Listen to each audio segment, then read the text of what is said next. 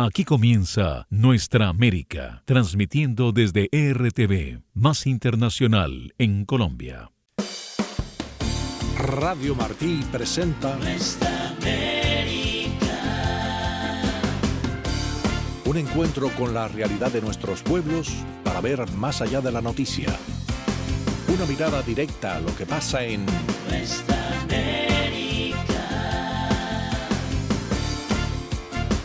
Saludos amigos, abrimos a esta hora la agenda de Nuestra América para revisar temas de interés más allá de la noticia. Analistas debaten el tema del presunto testaferro de Nicolás Maduro, Alex Saab, si fue una deportación o una extradición camuflada. Número uno, él fue con su relación con Nicolás Maduro y Delcy Rodríguez y su hermano Jorge quizás no tenía esta misma afinidad de protegerlo.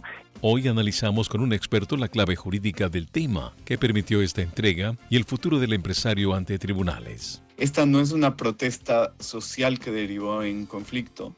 Es en realidad un intento deliberado y organizado de derrocar a un gobierno elegido democráticamente. ¿Qué causas reales frente al estallido social que vive Bolivia podría dar respuesta a una tesis de desestabilización? Hablamos con un analista para mirar con lupa qué hay detrás de las protestas. Asistencia técnica Tony Simón y Danilo Fuentes Cortés. Producción Hernán Llanes. Voces informativas. Soy su amigo César Grajales y junto a mí, Ricardo Espinosa. Bienvenidos. Nuestra América.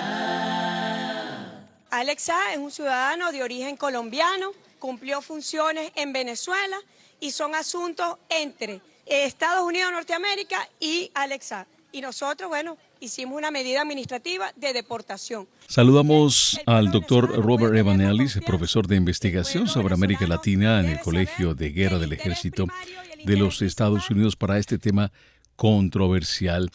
Bienvenido a Nuestra América, doctor Evanellis.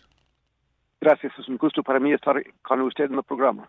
¿Qué factores explicarían ese giro radical del régimen venezolano que pasó de proteger a Alex Saab como diplomático a entregarlo como un ciudadano colombiano acusado de delitos? ¿Estamos ante una deportación legítima o una extradición encubierta? Estados Unidos secuestró a un ciudadano que tiene la nacionalidad venezolana. Es nuestra obligación y lograremos la libertad de nuestro hermano Alex Saab.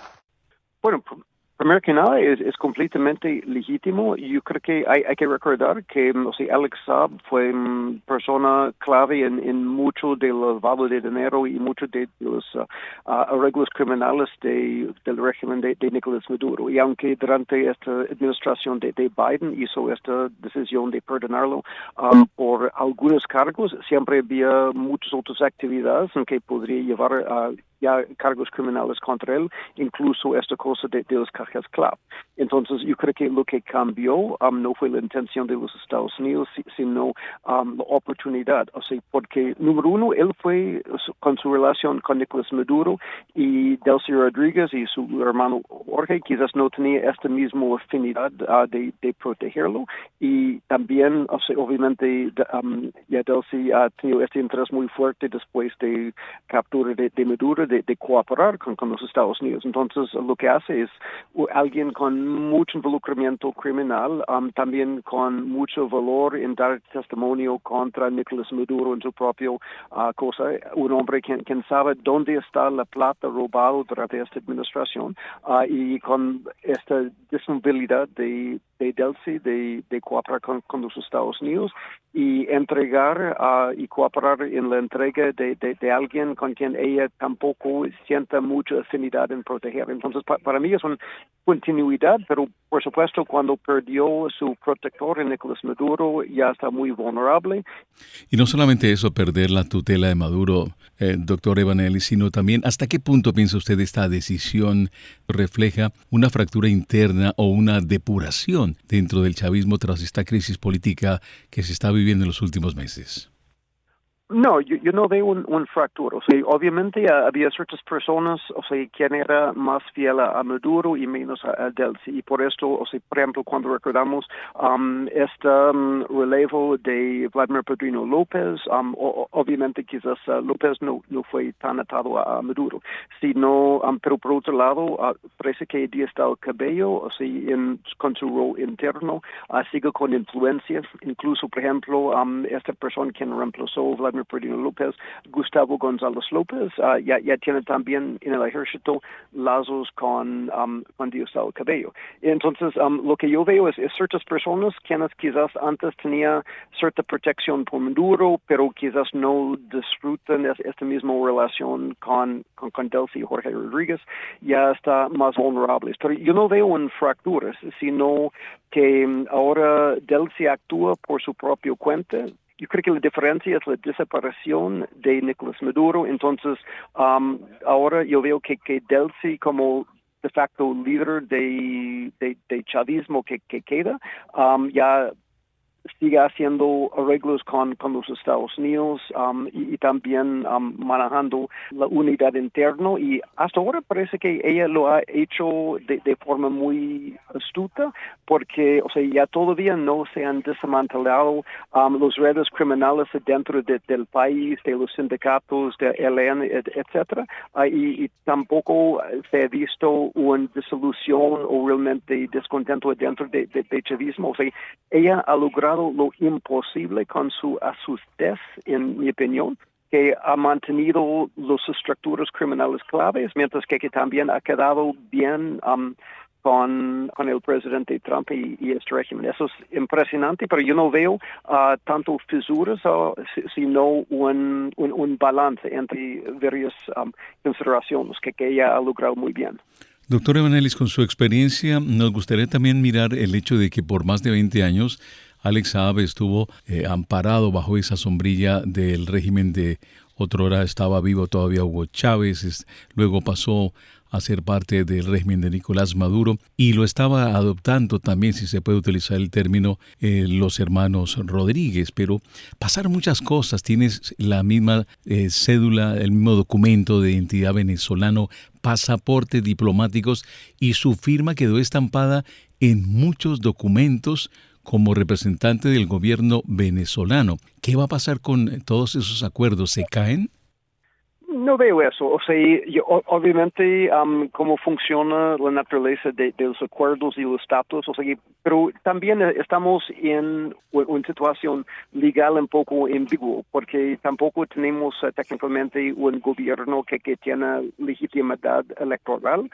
Pero aparte de eso, para mí lo clave de este rol durante muchos años es que no es si ha formado o no formado algo, si ha sido legítimo o no legítimo, porque también debemos recordar de o sea, esta presidencia de jure o sea, anteriormente, que él sabe dónde se ha desviado el dinero, sabe todos los esquemas. Entonces, en recuperar dinero y, más importante también, en construir un caso contra Nicolás Maduro, yo creo que él es una figura clave para los Estados Unidos por todo lo que sabe sobre el dinero. Sí. Yo no veo que los contratos legalmente están en jaque, sino eso es como una palanca para el desmantelamiento de madurismo por largo plazo. A propósito sobre el desmantelamiento del madurismo, ¿podría Alex Saab, doctor Evanelis, convertirse en ese testigo clave contra figuras de alto nivel del chavismo si decide cooperar, especialmente mirando de frente a Nicolás Maduro? ¿Y quién sería el próximo en la lista? Bueno, esta segunda parte es una buena pregunta, pero yo creo que sí. O sea, por un lado, sí, podría ser un testigo clave, por supuesto, no el único, porque yo veo que de justicia en los Estados Unidos tienen muchas otras personas tras de los bambalinos, pero por supuesto podría ser uno clave. Y también yo veo que esto es una advertencia por parte de Delcy y Jorge Rodríguez, porque los demás en madurismo es como, ya la persona quien sabe muchas cosas ya está en los mandos de inteligencia y justicia norteamericana. O sea, por esto yo creo que ya desde 2020-2021 Maduro estaba tan apurado de lograr el rescate y retorno de él preocupado por todo que sería. Pero ¿quién podría ser próximo? Tenemos que ver, pero mi impresión es que ahora Delcy y Jorge ya están en posición muy estratégica, que ellos tienen como la confianza de los norteamericanos, nosotros, hay este sentido que si uno va en contra de Delcy y Jorge, ellos podrían utilizar este poder para lograr la cooperación de los norteamericanos en eliminar los rivales, porque hay cierto interés mutuo del gobierno norteamericano y gobierno de ellos en mantener esta estabilidad y los flujos de petróleo y minería. Es algo un poco cínico, pero yo creo que eso es una muestra del poder colaborativo que ya Delcy y Jorge tiene, por lo menos mientras que ellos siguen cumpliendo con los intereses estratégicos de los Estados Unidos, en mi opinión. Para utilizar un término, doctor Evanelis, en el juego de las cartas ya están jugando destapados, entonces los temas ya van de frente, como usted bien dice, en esta llave que hacen los hermanos Rodríguez. Pero ahora quiero preguntar por el juego de tres bandas que podría ser la consecuencia de esta captura. Hablo de las investigaciones y la posibilidad de que se vayan adentrando en otras latitudes. Hablo de Colombia, de Ecuador, la misma Cuba, que tendrían obviamente al final resultar salpicados por los nexos que tiene el régimen de Nicolás Maduro en su tiempo, cuando ejercía con todo vigor Alex Saab. Incluso también hablamos de Hezbollah y otras estructuras vinculadas al régimen iraní. ¿Qué piensa usted que puede suceder también, aparte de la parte económica, valga la redundancia, con estos nexos de terrorismo? Yo creo que hay muchas áreas en que podría quedar ya salpicado, porque esta red de dinero escondido ya fue muy grande. Por supuesto, empresarios, entre los testaferros, empresarios colombianos, recordamos que el mismo Alex Saab tenía muchos lazos en Colombia, también en esta cuestión de esta red libanés, que también manejó Saab y manejó otros. El rol, queremos recordar que el mismo Saab fue involucrado en estas transferencias de oro, que no solo tocó a Irán, sino también tocó a Turquía y otras entidades. Y bueno, también en cuanto a cuestiones de petróleo, sí, yo creo que hay un gran alcance y por supuesto siempre ha sido una conexión cubano de plata, tanto como ideología y inteligencia. Entonces, yo sospecho honestamente que mucha de esta inteligencia ya ha sido sacado de Alex Saab durante su tiempo en custodia en Miami anteriormente, pero especialmente ahora con Cuba, yo creo que esto podría tomar un rol aún más importante en poner presión en Raulito y todo ese régimen cubano con quien están negociando. Sí, por supuesto. Se habla abiertamente de una operación conjunto y sí, yo imagino que si inteligencia estadounidense tenía un rol, tengo que presumir que sí, no sería ninguna sorpresa. Yo creo que y también es lógico que ya Delcy y probablemente el mismo Sabine y otros sí colaboró en esto, porque fue el interés de Delcy y Jorge y también del interés de los Estados Unidos esta captura. Sí, por supuesto hay esto, pero eso para decir que hay una colaboración donde coinciden los intereses así, no indica que en todos los aspectos ya hay una colaboración súper estrecha. Y por supuesto hay otros que antes han tenido un rol muy importante en esta colaboración de inteligencia. Por ejemplo, entre Sabine y los cubanos, y yo sospecho que los cubanos del G2 no están nada de contento con esta colaboración ahora mostrado con los Estados Unidos. Pues queremos agradecer a nuestro invitado, el doctor Robert Evanelis, y estaremos muy atentos a la próxima audiencia que está pautada para el mes de junio, que según algunos expertos dicen que podría aplazarse, comienzan a dilatarse los términos para que comiencen los fiscales y la defensa, por supuesto, a trabajar en lo que podría ser el aporte de este hombre, esta figura que fue deportada, Alex Saab, testaferro del exdictador venezolano Nicolás Maduro a los Estados Unidos. Un gran abrazo y estamos muy agradecidos que nos acompañe aquí en Nuestra América, doctor Evanelis. Igual, un gusto para mí.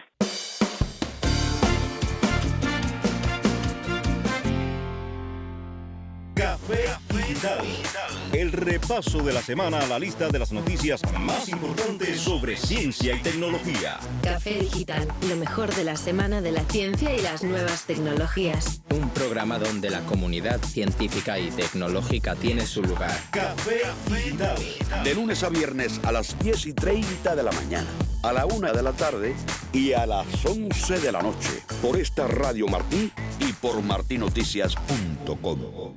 A esta hora usted escucha Nuestra América a través de GDS Radio en Mar del Plata, Argentina, Radio El Salitre en Sierra Gorda, Chile, Radio Cadena 5 en Cali, Colombia y Radio Máxima FM en Paraguay. Una producción de Martín Noticias. Postmoderno. Todo lo que pasó después. Postmoderno con John Cardona. Escúchelo los sábados a las 8:30 de la noche y los domingos a las 10:30 de la mañana y a las 8:30 de la noche por las frecuencias de Radio Martí y a través de martinoticias.com. Nuestra América. Y no voy a dialogar con vándalos. Segundo, hay normas constitucionales que vamos a cumplir. Bolivia atraviesa una crisis política y social cada vez más delicada. Lo que comenzó el 1 de mayo como protestas contra una reforma agraria impulsada por el gobierno del presidente Rodrigo Paz, rápidamente evolucionó hacia bloqueos nacionales, enfrentamientos con la policía y exigencias directas de renuncia presidencial. Mientras el gobierno denuncia un intento de desestabilización impulsado por sectores vinculados al expresidente Evo Morales, los manifestantes aseguran que el verdadero problema es el deterioro económico, el desabastecimiento y la frustración social acumulada. Para entender qué está realmente pasando en Bolivia, hoy nos acompaña Juan Pablo Chamón, analista político boliviano y cofundador y director ejecutivo de Libera Bolivia. Juan Pablo, bienvenido a Nuestra América. César, muy amable y gracias por tu invitación para hablar sobre Bolivia. Mándenos policía, ejército, lo que ustedes quieran, señores del gobierno. Juan Pablo, las protestas comenzaron por la ley 1720, pero esa ley ya fue derogada. Entonces, ¿por qué continúan las movilizaciones y lo que está sucediendo hoy en Bolivia? Lo que sucede en Bolivia tiene que entenderse de una manera generalizada como la crisis institucional más grave desde el retorno a la democracia. Esta no es una protesta social que derivó en conflicto, es en realidad un intento deliberado y organizado de derrocar a un gobierno elegido democráticamente.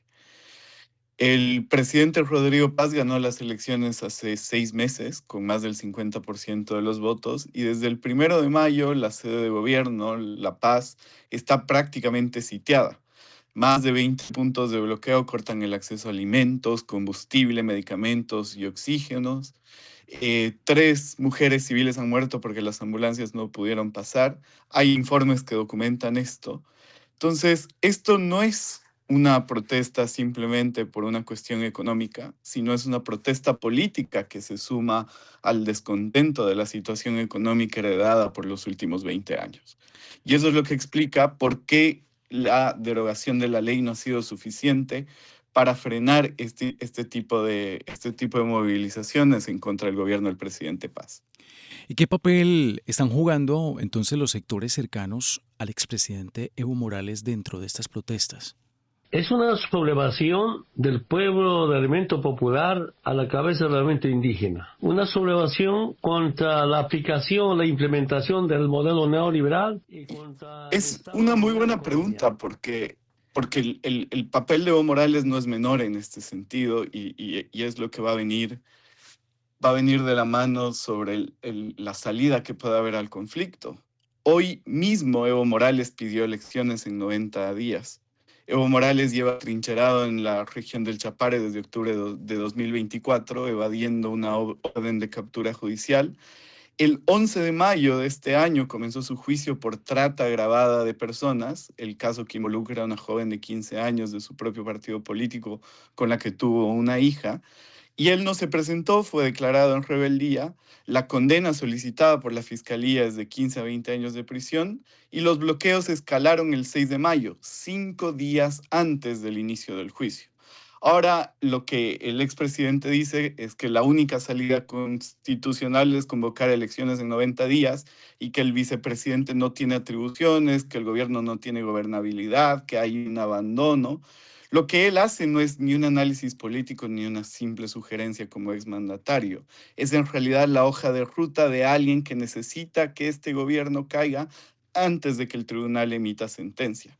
Y además recordar de que el gobierno de Bolivia ha acusado a las movilizaciones de ser financiadas por el narcotráfico. Y el Chapare, la zona desde donde opera en el departamento de Cochabamba, el expresidente Evo Morales, no es solamente su bastión político, sino es la principal zona de producción de cocaína de Bolivia, y Bolivia es el tercer productor mundial según Naciones Unidas. Pues hablando y tocando ese tema tan sensible, ligándolo incluso como si el expresidente Evo Morales estuviera liderando estas marchas de alguna manera, pues me surge la pregunta de qué papel juegan otros países en esta crisis que está viviendo Bolivia, pues teniendo en cuenta que ahora hay una crisis diplomática con Colombia por comentarios del presidente Gustavo Petro. ¿Cómo se percibe esto dentro de Bolivia?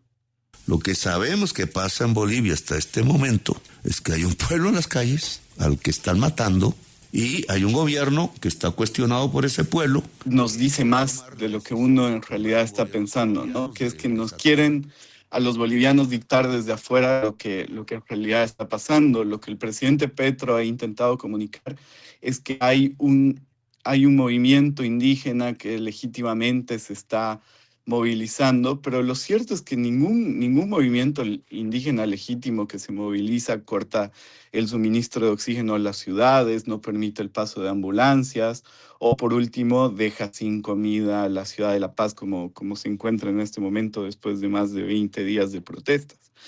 Además de eso, y por otro lado, la comunidad internacional, ayer el subsecretario de Estado, Christopher Landó, se expresó respecto a esta situación, afirmando de que en Bolivia podría estar gestándose un golpe de Estado, que quiere sacar por la fuerza un presidente que ha sido elegido hace 6 meses.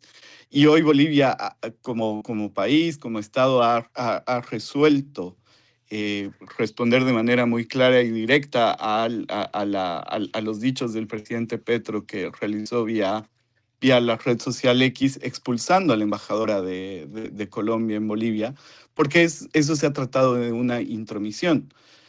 Lo que los bolivianos queremos es paz, y cualquier intento que venga desde afuera que permita que exista mayor diálogo, encuentro, solución a la grave crisis económica en la que nos encontramos después de 20 años del movimiento al socialismo en el poder, será bienvenido, pero que estas aseveraciones como las que realizó el presidente Petro terminan perjudicando la normalidad, porque además se ponen del lado del expresidente Morales, que es quien está detrás de estas movilizaciones.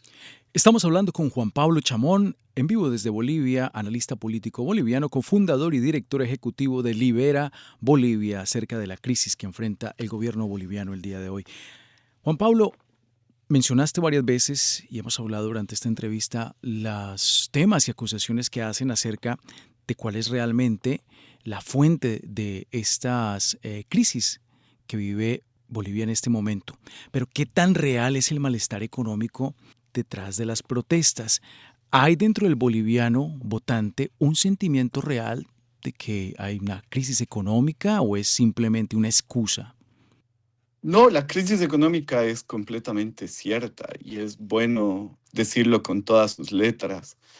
El sufrimiento del boliviano común es genuino. Bolivia heredó una inflación de más del 20%, reservas internacionales casi agotadas, una deuda que llegó al 85% del Producto Interno bruto, y eso no lo inventó el presidente Paz en 6 meses. Es en realidad el resultado de un modelo que vivió de la renta del gas, que no reinvirtió en diversificar la economía y que cuando el gas se agotó dejó al país sin ningún tipo de respaldo.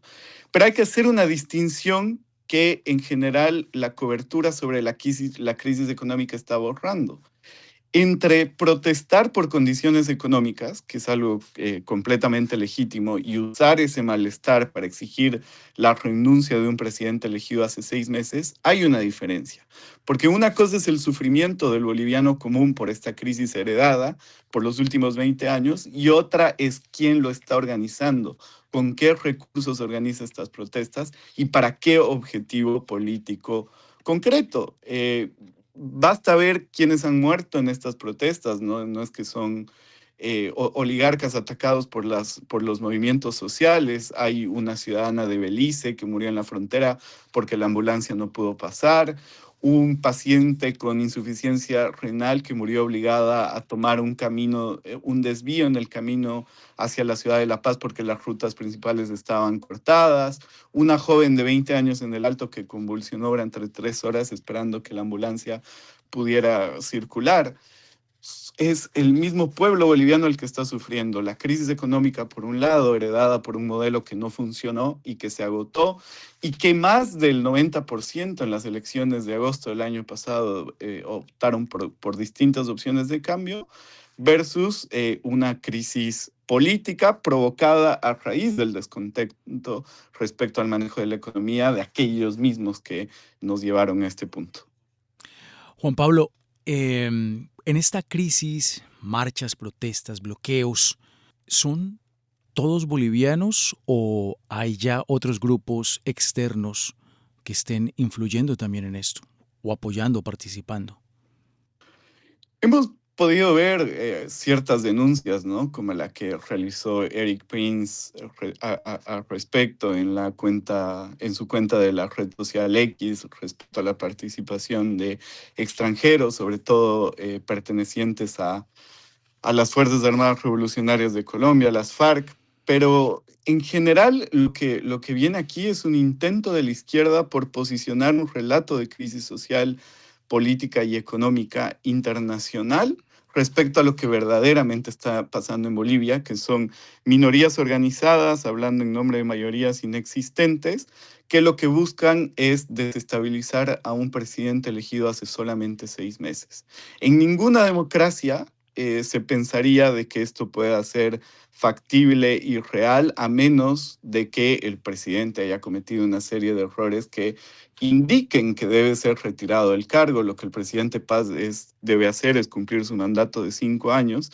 Y estas intervenciones que intentan contar un relato de lo que no está sucediendo en Bolivia, pero que sostienen esta idea de que es un acto valeroso supuestamente del pueblo boliviano en contra del presidente, y que lo que en realidad está haciendo es dejar a la ciudad de La Paz sin comida, sin combustible y sin acceso a medicamentos, además de oxígeno en los hospitales, es que lastimosamente se está gestando una suerte de golpe blando, que lo que provocaría después sería un escenario catastrófico del que sería muy, muy complicado salir, porque solamente hace 6 meses el presidente Paz ha sido instaurado en el poder. Juan Pablo, en 40 segundos, ¿cómo ves las próximas 2 semanas y cuál sería la salida, en tu opinión, para esta crisis que está viviendo hoy el gobierno de Bolivia? Veo 3 salidas posibles. La primera es que el gobierno resista y que estos bloqueos, que tienen un costo enorme también para las propias comunidades que los sostienen, puedan terminarlos, y si el gobierno aguanta sostener una negociación sectorial con los sectores que efectivamente están abiertos a esos. La segunda es que la mediación internacional funcione y eso permita que exista una mesa de diálogo con una agenda concreta que genere una salida que permita al gobierno ceder en ciertas demandas sin ceder en el mandato.